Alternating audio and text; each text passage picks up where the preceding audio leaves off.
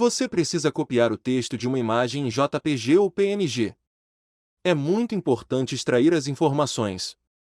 Mas se depara que isso vai ser complicado. A solução?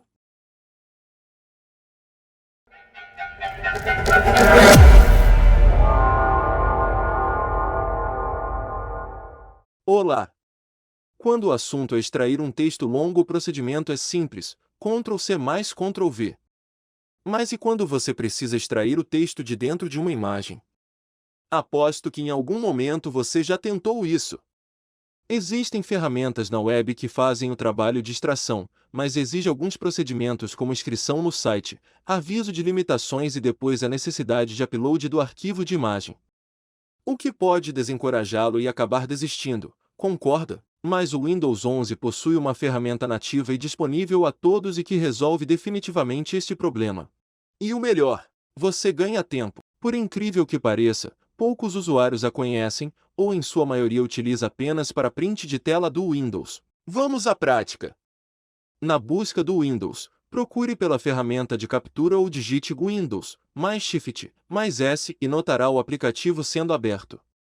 Vou em novo e o cursor irá virar uma cruz, significando que está pronto para marcar a área desejada.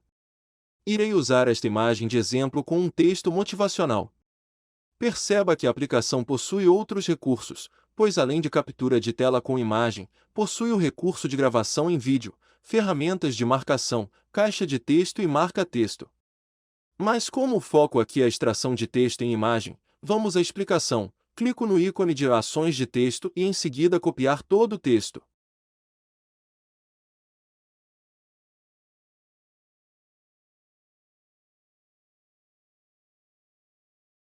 Abro então o bloco de notas e uso o comando colar.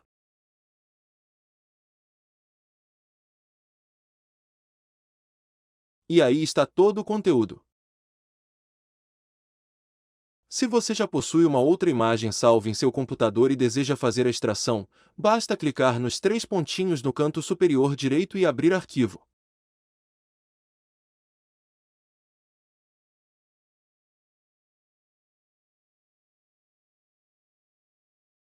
Faça o mesmo procedimento do passo anterior e todo o texto é transformado em TXT.